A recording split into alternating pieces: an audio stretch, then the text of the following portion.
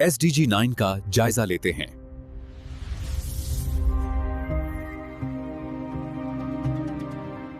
अक्सर जब हम किसी मुल्क की तरक्की की बात करते हैं तो जहन में बड़े बड़े मंसूबे आते हैं। लेकिन सोचें, क्या हो अगर कोई मुल्क सड़कें बना ले, बिजली घर लगा ले, तेज तरीन इंटरनेट भी ले आए, मगर उस रूह को ही भूल जाए जो इस सब कुछ चलाती है। आज हम पायदार तरक्की के हदफ नंबर 9 की रोशनी में बिल्कुल इसी तजाद को समझने की कोशिश करेंगे। देखें, बात बहुत सीधी सी है। कोई भी जदीद मईशत, आप उसे एक इमारत समझ लें तो वो 3 स्तूनों पर खड़ी होती है। अगर इनमें से एक भी कमज़ोर हो तो पूरी इमारत खतरे में पड़ जाती है। तो चलें देखते हैं कि ये 3 स्तून हैं कौन से। और इन्हीं सुतूनों के लिए अक़वाम मुत्तहिदा ने एक सरकारी ब्लूप्रिंट भी दिया है। इसे कहते हैं पायदार तरक्की का हदफ नंबर 9 या मुख्तसरन SDG 9।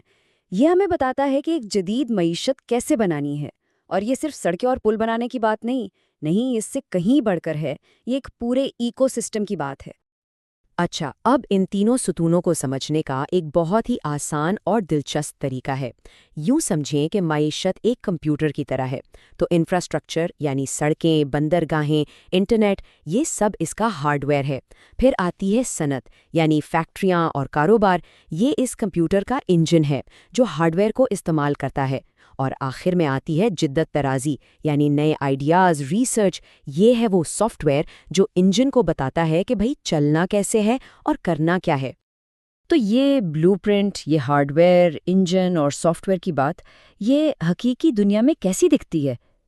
चलें, इसे समझने के लिए पाकिस्तान की मिसाल लेते हैं। तो कहानी का पहला बाब जो है वो बड़ी कामयाबियों का है।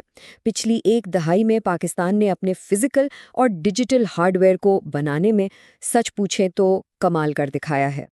और इस बड़ी तब्दीली के पीछे जो सबसे बड़ा मुहर्रिक था वो था चाइना पाकिस्तान इकोनॉमिक कॉरिडोर यानी CPEC। ये कोई आम मंसूबा नहीं था, ये पाकिस्तान की तारीख की सबसे बड़ी तरक्याती पॉलिसी थी जिसने मुल्क के इंफ्रास्ट्रक्चर का नक्शा ही बदल कर रख दिया। अच्छा, इसका पहला और शायद सबसे बड़ा असर तवानाई के शोबे पर पड़ा। सिस्टम में 5200 मेगावाट नई बिजली शामिल की गई और इसका मतलब था कि मुल्क में जो घंटों लोड शेडिंग होती थी उससे निजात मिलने लगी। फिर बारी आई सड़कों की। 500 किलोमीटर से ज्यादा नई मोटरवेज और हाईवेज बनाई गईं। इससे हुआ ये कि बड़े बड़े तिजारती मराकज आपस में जुड़ गए और सफ़र का वक्त भी कम हो गया। ये एक तरह से मईशत की नई शरियानें बिछाई गईं। और ये सब सिर्फ फिजिकल हार्डवेयर तक ही नहीं रुका। डिजिटल पाकिस्तान पॉलिसी के जरिए मुल्क की 78% आबादी को 3G और 4G नेटवर्क्स तक रसाई मिल गई, यानी डिजिटल दुनिया में भी एक मजबूत बुनियाद रख दी गई। तो हार्डवेयर तो ज़बरदस्त बन गया, सड़कें, बिजली, इंटरनेट, सब कुछ मौजूद। लेकिन यहाँ आकर एक बहुत बड़ा सवाल खड़ा होता है, क्या इस शानदार हार्डवेयर की वजह से मईशत का इंजन यानी हमारी इंडस्ट्री भी पूरी रफ्तार से चलने लगी?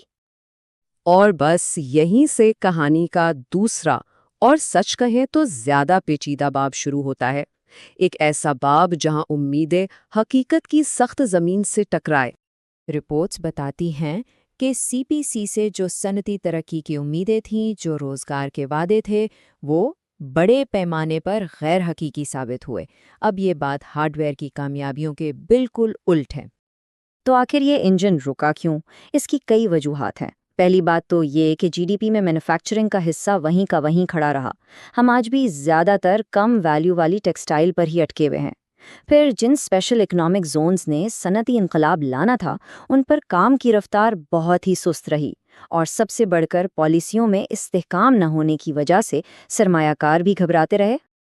अब आते हैं मसले की असल जड़ की तरफ, यानी हमारे माशी कंप्यूटर का सॉफ्टवेयर, जिद्दत तराजी। और यहाँ आके कहानी बहुत ही अजीब हो जाती है, क्योंकि यहाँ हमें एक ही वक्त में कामयाबी भी नजर आती है और बहुत बड़ी नाकामी भी। और ये तजाद वाकई देखने वाला है। एक तरफ तो डिजिटल रसाई कमाल की है, 78% 4G कवरेज, 127 मिलियन ब्रॉडबैंड इस्तेमाल करने वाले, ज़बरदस्त। लेकिन दूसरी तरफ जब हम रिसर्च एंड डेवलपमेंट यानी R&D पर होने वाले खर्च को देखते हैं तो वो GDP का सिर्फ 0.16% है, ना होने के बराबर। ये चार्ट इस मसले को और भी वाजे कर देता है। پاکستان کا R&D پر خرچ نہ صرف دنیا کی اوسط سے بہت کم ہے بلکہ ہمارے خطے کے دوسرے ممالک بھی ہم سے کہیں زیادہ خرچ کر رہے ہیں۔ ہم اس دوڑ میں بہت پیچھے رہ گئے ہیں۔ اچھا، تو جب آپ نئے آئیڈیاز پر پیسہ ہی نہیں لگائیں گے تو کیا ہوگا؟ سیدھی سی بات ہے، یونیورسٹیوں اور تحقیقی اداروں کے پاس فنڈز کی کمی ہو جاتی ہے۔ ملک اپنے مسئلوں کے حل کے لیے باہر دیکھتا ہے اور معیشت کبھی بھی سستی چیزیں بنانے سے آگے بڑھ کر جدید اور مہنگی پروڈکٹس بنانے کی طرف جا ہی نہیں پاتی۔